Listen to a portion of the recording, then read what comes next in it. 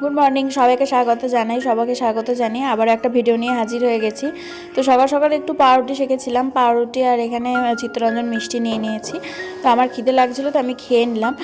তারপরে তো ওর জন্য ভাত হয়েছিল, আর মাও আজকে ভাত টাত খেয়েই আর কি বেরোবে। তো মাকে আমি বলেছিলাম একটু পাউরুটি আর চিত্তরঞ্জন খাওয়ার জন্য, তো মা খেলো না। তারপরে ওর জন্য রান্না বান্না করে টিফিন দিয়ে তারপরে আমি মা বেরিয়ে পড়েছি, দুই মা মিলে। তো এখানে অনেকক্ষণ দাঁড়াতে হয়েছিল, কারণ আমরা 10:30টায় চলে গেছিলাম পাঞ্জাবির মোড়, কিন্তু বাস ছিল হচ্ছে যে 11:30টায়। তো অনেকক্ষণ দাঁড়িয়ে থাকতে হয়েছিল। তো অনেকক্ষণ পর আর কি বাস এলো, তো মনটা আজকে খুব খারাপ করছে যে মা আবার চলে যাচ্ছে। Good morning, welcome back to my channel. তো সকাল থেকে তো কয়েকটা জিনিস তোমাদের সাথে শেয়ার করলাম, মনটা খুব খারাপও লাগছিল, কিন্তু কিছু করার নেই, যেটা নিয়ম সেটা মেনে নিতেই হবে। তো ভিডিওটা এখন দেখে স্টার্ট করলাম। আজকে একটু বইমেলা যাওয়ার কথা আছে, এখানে রানীগঞ্জেই হচ্ছে বইমেলা। আজকে লাস্ট দিন আজকে মনে হয় চন্দ্রবিন্দু ব্যান্ড আসবে, তো বলছিল যে নিয়ে যাবে। তো জানি না কতটা কী হবে, তো যতটাই হবে তোমাদের সাথে শেয়ার করব। আমাদের দুপুরবেলা মানে যে ভাতটা খাই সেটা জলখাবার বেলার টাইমেই খেয়ে নিয়েছি, গরম গরম ভাত হয়, তো খেয়ে চলে গেছে। তারপরে আমি মা মানে দুই মা মিলে আমি মিলে ভাতটা সব খেয়ে নিয়েছি। এখন সেই দুপুরের দিকে একটুখানি মুড়ি খাবো, আলু ভাজা করা আছে, শসা পেঁয়াজ আর গাজরও কুচি করা আছে, তো এই দিয়ে ভাবছি একটু মুড়ি খাবো। তো এই আমি জাস্ট ওপরে এলাম, এবার একটু ফ্রেশ হয়ে নিই, দিয়ে একটুখানি রেস্ট নেব। তো মা তো ওদিকে বাসে চেপেছে, এখন বললো দুর্গাপুর পর্যন্ত গেছে। তো মনটা খারাপ লাগছে, কিছু করার নেই। কালকে খুব কান্নাকাটি করছিলাম, আগের দিনও কান্নাকাটি করেছি, আজকে আর কান্নাকাটি করিনি। আমি কাঁদলেই দেখছি মা বেশি করে কাঁদছে, আর মায়ের বেশি মন খারাপ করছে। তো যাই হোক, চলো ফ্রেশ হয়ে নিই, তারপরে আবার ভিডিও নিয়ে ফিরে আসবো। তো তারপরে একেবারে সন্ধ্যে থেকে ভিডিওটা শেয়ার করলাম। মা এখানে আমাকে গরম গরম লিকার চা করে দিয়েছে, সাথে দুটো বিস্কিট নিয়ে নিয়েছি, আর দিদির বানানো কেক ছিল ঘরে, সাথে একটু কেকও নিয়ে নিয়েছিলাম। গুড ইভিনিং, শুভ সন্ধ্যা। তো তখন তো দেখালাম কেক খেলাম, আর দুপুরবেলার টাইমটা একটুখানি মুড়ি, আলু ভাজা, চানাচুর আর শসা কুচি, পেঁয়াজ কুচি, গাজর কুচি খেয়ে নিয়েছিলাম। তো সেটা তোমাদের সাথে শেয়ার করা হয়নি। তো এই সোয়েটারটা পরে মোটামুটি রেডি হয়ে গেছি, চুলটাকে টেনে বেঁধে নিয়েছি। তো বললো রেডি হয়ে থাকতে, এখন একটুখানি যাবো বই মেলা।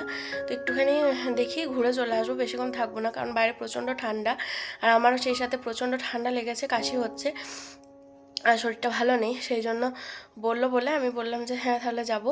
তো মোটামুটি রেডি হয়ে গেছি, এলেই এবার বেরিয়ে যাব, আর মাথায় স্টোলটা ভালো করে জড়িয়ে নেব, কারণ বাইরে প্রচণ্ড ঠান্ডার, বাইকে করে যাব, প্রচণ্ড হাওয়াও লাগবে। তো একটুখানি ঘুরে দেখে আসবো, যতটা হবে তোমাদের সাথেও শেয়ার করব। তো বাস স্ট্যান্ডে আমার মা আমাকে চিপস কিনে দিয়েছিল, মানে আমার শাশুড়ি মা। তো ওই চিপস নিয়ে আমার আর ওর মধ্যে একটু মারপিট হয়ে গেল, ও বড় বড় চিপসগুলোকে খেয়ে নিচ্ছিল। তো তারপরে আমি তো রেডি হয়ে গেছিলাম, ও এসে একটুখানি রেডি হয়ে গেল। তারপরে এবার দুজন মিলে যাব হচ্ছে বইমেলায়, চন্দ্রবিন্দু ব্যান্ডের গান শুনতে। তো এই যে রানীগঞ্জের বইমেলায় চলে এসেছি। তো আজকেই হচ্ছে শেষ দিন, আর আজকেই ব্যান্ডের গানটা হবে। তো আমি ভেবেছি হয়তো হয়ে গেছে, কারণ আমাদের যেতে অনেকটাই রাত হয়ে গেছিলো। তো তখনও ভিড় দেখো, এরপরেও আরও ভিড় বাড়ছে। তো বইমেলার সামনে প্রচুর জ্যাম লেগে গেছিলো, ওইটা পার করতেই আমাদের অনেকটা সময় লেগে গেল। গোটা রাস্তাটা বেশ ঠিকভাবে চলে এলাম, কিন্তু সামনে এমন জ্যাম লেগে গেছে। তো এখন দেখছি বইমেলাতে বুক স্টলের সাথে সাথে দেখছি যে অনেক হাড় কানের এইসবেরও দোকান বসেছে। তো এরকম আমি কোনোদিন দেখিনি, জানো তো। আমাদের ওদিকেও যখন বইমেলা হতো আমি দেখেছি অনেকবারই, শুধু বুক স্টলগুলোই বসে, হয়তো এখন নতুন নতুন অ্যাডিশন হয়েছে এগুলো। তো একটু এদিক ওদিক ঘোরাঘুরির পরই আমরা ওখানে চন্দ্রবিন্দুর গান শুনতে চলে গেলাম। গানগুলো বেশ ভালো লাগছিল। তো আমার রাত জাগা তারাটা বেশ শুনতে পারলাম আর কি, আরও কিছু কিছু ফেমাস গান ছিল সেগুলো হচ্ছিল। তো আমরা আর বেশিক্ষণ দাঁড়াইনি, কারণ প্রচণ্ড ঠান্ডা পড়ছিল, আর যেখানটা মানে প্যান্ডেল করে দিয়েছে সেখানটা তো দাঁড়ানোর জায়গা নেই, প্রচুর ভিড় ছিল। তো আমরা দুজন মিলেই মন দিয়ে এখন গান শুনছি।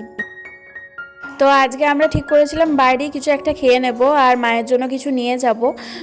তো মা বলেছিল বাইরে থেকে কিছু খেয়ে আসার জন্য, মায়ের আর কি অতটা খাওয়ার ইচ্ছে ছিল না। তো চলো এখন তোমাদের একটু গান শুনিয়ে দিই।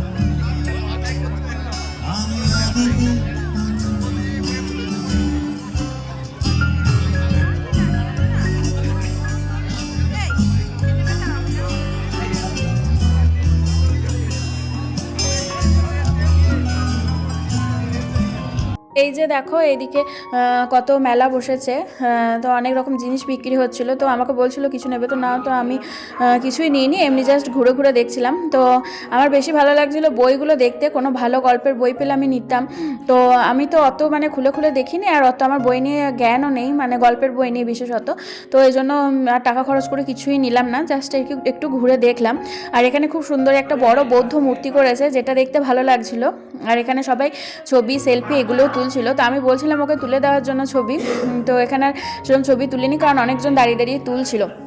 তো তারপরে আমরা ওখান থেকে বেরিয়ে চলে এলাম। তো এক জায়গায় খুব সুন্দর চিকেন রোল আর পনির রোল করে। তো চিকেন এগ রোল যখন অর্ডার দিতে গেলাম, তো তখন দেখলাম যে এখানে শেষ হয়ে গেছে। তো আমাদের পরে অনেকজন এলো, তো সবাই পনির এগ রোলটাই নিল। তো এখানে পনির এগ রোলটা খেলাম, তো ওটা খেয়ে আমার পেট ভরে গেছিলো, কিন্তু ওর পেট ভরেনি। তো আমাকে বারবার বলছিল অভিনন্দনে যাওয়ার জন্য। রানীগঞ্জে অভিনন্দন হচ্ছে একটা সাউথ ইন্ডিয়ান রেস্টুরেন্ট, এখানে সাউথ ইন্ডিয়ান ফুডও পাওয়া যায়, আবার চাইনিজ ফুডগুলোও পাওয়া যায়, কিন্তু বেশিরভাগই সব নিরামিষ থাকে। তো আদা রসুন ইউজ করে, কিন্তু মানে চিকেন, মাছ, মাংস, ডিম এগুলো আর কি কিছুই হয় না। তো রেস্টুরেন্টের অ্যাম্বিয়েন্সটা বেশ ভালো লাগছিলো। তো দুজনেই আর কি ঢুকে গেছে, আর ওর ইচ্ছে ছিল যে ও ধোসা খাবে, আর আমার ইচ্ছে ছিল তাহলে আমি ইডলি খাবো। আমি ভেবেছিলাম ইডলিটা হয়তো শুধু ইডলিই দেবে, সাম্বার বড়াও দেবে, আমি জানতাম না, বুঝতে পারিনি। তাহলে আমি আর ওটাও অর্ডার দিতাম না, শুধু ওই ইডলিটাই খেত, ধোসাটাই খেত। কিন্তু তার সাথে সাম্বার বড়াও দিয়েছিল। তো যাই হোক, খেতে ভালোই লাগছিলো, কিন্তু শেষে আর আমি খেতে পারছিলাম না। কিন্তু টেস্টগুলো দারুণ হয়েছিল। আর ওর থেকে আমি একটুখানি ধোসা খেয়েও দেখলাম, ধোসাটাও বেশ টেস্টি করেছে। তো যাই হোক, মিলিয়ে গুছিয়ে আজকে সারাদিনটা বেশ ভালোই কাটলো। আমরা দুজনে গল্প করতে করতে খাবারটা খাচ্ছিলাম, বেশ মজা লাগছিল। আর অভিনন্দনটা আমি প্রথমবারই দেখলাম, আর এই প্রথমবারই এলাম। তো নতুন নতুন জায়গায় যাচ্ছি, নতুন নতুন রেস্টুরেন্টে যাচ্ছি, বেশ ভালো লাগছে। আর জায়গাগুলো চিনে নিচ্ছি, কোন রেস্টুরেন্টে কী পাওয়া যায় সেগুলো ও আমাকে বলে দিচ্ছিল। তো যাই হোক, নতুন কিছু জানতে আর নতুন কিছু জানতে পারলে বেশ ভালোই লাগে, সব কিছু নিয়ে ইন্টারেস্টটাও আরও বেড়ে যায়। তো আমরা যখন খাবারটা অর্ডার দিচ্ছিলাম, তখন মাকে একবার ফোন করেছিলাম, মানে আমি বলছিলাম ফোন করার জন্য। তো মাকে জিজ্ঞাসা করলাম যে কিছু খাবে কি না। তো মা বললো যে না, আমার জন্য কিছুই আনার দরকার নেই, অন্যদিন যখন খেতে মন হবে তো আমি নিজেই বলবো, তোমরা খেয়ে নাও। তো ওই জন্য আমরা একেবারে শুধু আমাদের রাতের খাবারটাই অর্ডার দিয়েছিলাম। তো তারপরের দিন দেখো, ঘরে পাউরুটি ছিল। তো মা আমাকে দুটো স্যান্ডউইচ, ডিম সিদ্ধ, শসা আর সস এইসব দিয়েছে। তো স্যান্ডউইচ গ্রিলটায় কীভাবে স্যান্ডউইচ গ্রিল করতে হয় সেইটা মা আমাকে শিখিয়ে দিচ্ছিলো, সুদীপও আমাকে শিখিয়ে দিচ্ছিলো। তো আমাকে দুটো দিয়েছিলো, আমি আর ধৈর্য ধরতে পারিনি। তো আমি দুটোই একবারে একটা খেয়ে নিয়েছি, তারপর আমি ভিডিওটাকে শুরু করেছি। তো আজকে আমি চিকেন কষা রান্না করেছিলাম, কারণ আজকে চিকেন কষা আর ভাত করে দিয়ে যাব। আর চিকেনটা একটু বেশি করেই করছি, কারণ আমি আর মা দুদিনের জন্য থাকবো না, রাজের জন্মদিন আছে, যাব। তো চিকেনটা দারুণ টেস্ট হয়েছিল। তো শুধু আজকে চিকেন কষা আর ভাত, তো এটাই খেয়ে নিচ্ছি। সকাল সকাল স্নান টান করেই একবারে নিচে নেমেছিলাম, তারপরে রান্নাবান্না করেছি। আর এসেই তো মা আমাকে গরম গরম স্যান্ডউইচটা দিল, তো পেট ভরে গেছিলো। তারপরে যখন আমরা 10:30টার দিকে খেতে বসলাম, তো আমি চিকেন কষার ভাত খেলাম, মা ওদিকে শুধু একটুখানি মুড়ি খেয়ে নিয়েছিল। তো মায়ের অতি হয়ে গেছিলো, মা তো চিকেন টিকেন খায় না। তো যাই হোক, ভিডিওটা আজকে এখনকার মতনই এন্ড করছি। তোমাদের ভিডিওটা কেমন লাগলো অবশ্যই জানিও। আজকে একটু ছোট্টখাটোর মধ্যেই ভিডিওটা শেয়ার করলাম। তো দেখা হবে একটা নতুন ভিডিওতে, নতুন ব্লগে, রাজের জন্মদিনের ভিডিও নিয়ে অবশ্যই হাজির হব। ততক্ষণের জন্য বাই বাই।